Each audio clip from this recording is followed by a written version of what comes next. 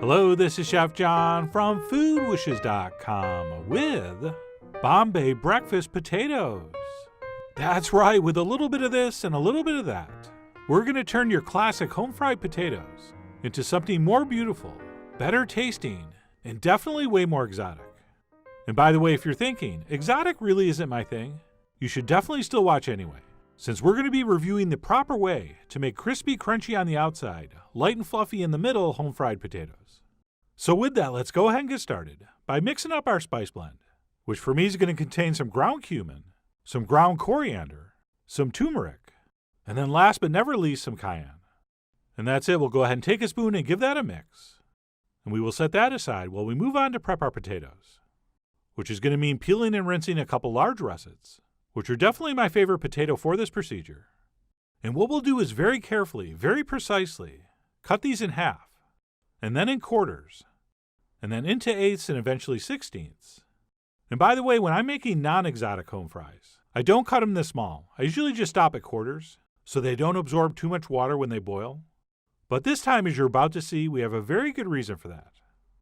And then what we'll do once those are cut is transfer them into a saucepan filled with some cold fresh water, along with a very generous addition of salt. Okay, one of the secrets to delicious home fries is cooking the potatoes in well-salted water. And then, believe it or not, we're going to add about 2/3 of our spice blend. And what's going to happen as we cook our potatoes is that they're going to absorb all these amazing flavors, not to mention, by the way, stunning color, which hopefully will result in a final product that is way better looking and much more interesting tasting. So that's our game plan here. And we'll go ahead and bring those up to a boil over medium-high heat. And other than maybe giving them a stir, all we need to do is let them cook until they're just barely, almost tender. Okay, tender is fine, just barely tender is fine. But past tender, where they start getting soft, is probably not a good idea. So once we think they're getting close, we should go ahead and test them with the tip of a knife. And it should slide in fairly easily, but not too easily.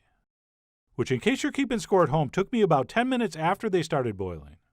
And then what we'll do once we've determined they're ready is go ahead and drain those very well, at which point we can transfer those onto a plate to let them cool down to room temp. And yes, these really do take on the most beautiful color. Okay, there are certain colors that have a proven track record of making people happy just by looking at them, and this is definitely one of them. And then once these have cooled down, we can move on to the most important step, by far, which is wrapping these up and popping them into the fridge until they're thoroughly chilled. All right, overnight is recommended, but as long as they're very cold, you're good to go. And it's this process of cooking the potato first and then chilling it, and having the starches on the outside surface gelatinize, that really gives us that crispy crunchiness we're after. So do not, under any circumstances, cook these while they're hot. And then what we'll do once these have been thoroughly chilled is go ahead and unwrap them and make a decision. Do we want to cook these as is in large chunks, or do we want to cut them in smaller pieces? Okay, personally, I like to cut them in half, because I consider that the perfect breakfast potato size. But as I said, this is technically optional. So that's up to you. I mean, you are, after all, the Vishnu of splitting these in two. But I will say that by cutting them, we do create more surface area, which ultimately means more crispiness and crunchiness. So I did go ahead and cut these all in half, right on the plate like you're not supposed to. And that's it. Once those are cut, we can go ahead and fry them up, which I'm going to do in some butter and olive oil in a non-stick skillet, set over medium to medium-high heat. And even though we boiled these with a good amount of salt, we definitely want to add another big pinch at this point, since an undersalted potato is an evil potato. And we want to be kind of patient here at the beginning. Okay, we really don't want to start tossing them and turning them until they have time to develop a really nice crust. Okay, so once these first go in, give them a good 3 or 4 or 5 minutes before you start to turn them. And then as we proceed and they start to crisp up, we can toss them and turn them more often. And if you just want to do this with a spatula, no problem. Okay, there's no shame in your game. Totally acceptable. But if you have watched our How to Flip Food video and have mastered that simple technique, once these start to crust and crisp up, flipping them is a lot faster and easier. Plus, if people are watching you that don't know how to do that, they are never not impressed. But anyway, whether you're a pan flipping or a spatula turning, we're going to want to cook them until they're beautifully golden brown and those surfaces get all crispy and crusty. And then what we'll do to finish these once they do reach that point is go ahead and sprinkle in another spoon or two of our spice mix. And of course, you're going to decide how much. And then we will also want to toss in some sliced green onions, as well as some diced or sliced chilies. All right, I recommend something with a little bit of heat, but mild and sweet would also be fine. And that's it. We'll go ahead and cook those for a few more minutes until our onions and peppers just start to soften up. And basically everything is looking, feeling, and tasting exactly how we want it. Which at this point mine really were. In fact, that little potato I'm trying to taste was so crispy I had trouble stabbing it. But eventually did.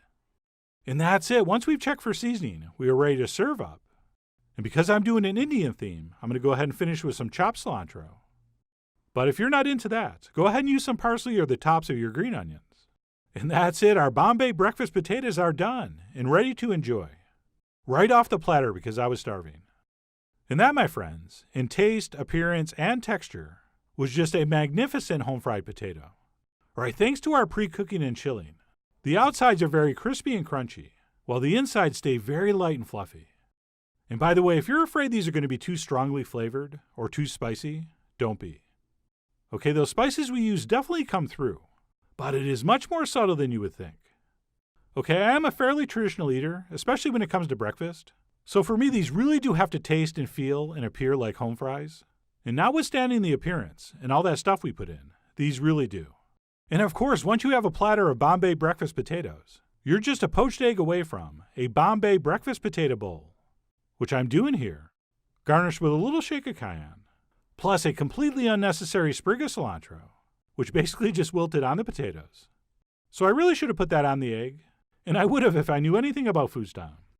But anyway, I quickly forgot about that, because I was just about to take these incredible potatoes and dunk them into a glorious runny yolk poached egg, which is always an amazing experience.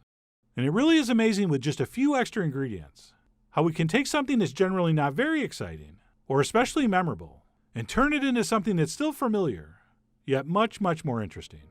And if you'll excuse me for 1 second, I seriously need to desprig this because it's still bugging me. But anyway, that aside, I loved absolutely everything about this. So whether you're going to go ahead and Indian spice these up or not, or you're just going to use this video as a reminder for how to make beautiful, crispy, crusty, home-fried potatoes, either way, I really do hope you give these a try soon. So head over to foodwishes.com for all the ingredient amounts and more info as usual. And as always, enjoy.